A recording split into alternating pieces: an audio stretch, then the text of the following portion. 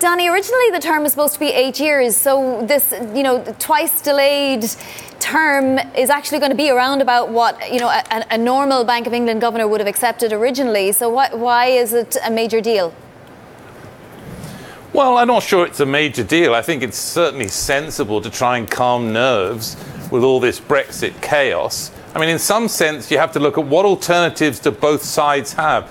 What alternative does Hammond have to reappointing Carney? And the answer to that is, of course, nobody right now. So that's trying to calm nerves.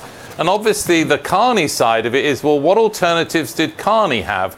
The thought was in the past, oh, he's going to go and try and be Canadian Prime Minister. He left being the Canadian Central Bank. I think the date is actually about what alternatives Carney has. And that job that he used to hold in Canada comes up again in June 2020. So the timing looks to be consistent.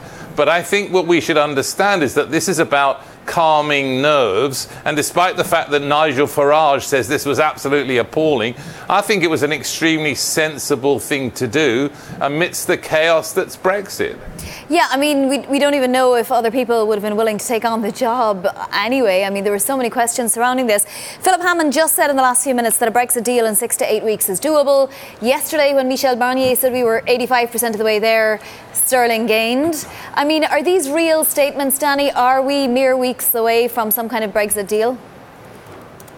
Well, if Hammond says that, I mean, maybe he knows something that nobody else knows, that nobody at Bloomberg, nobody in the markets knows, because all we've seen after 2 years is basically next to nothing. I mean, Barnier did talk about the need for both parties to be realistic. And if you look, I think, at what's been coming out of the May government, what's been coming out of the ministers in charge of these negotiations, realistic certainly is not the word. I mean, think about the Northern Irish border. There's nothing realistic that we've heard there. So, maybe in the next 6 weeks we'll see a rush to realism, but we haven't really seen that for the last 2 years. So, Hammond kind of has to say that, because if he didn't say it and he said things were chaos, then the markets would respond.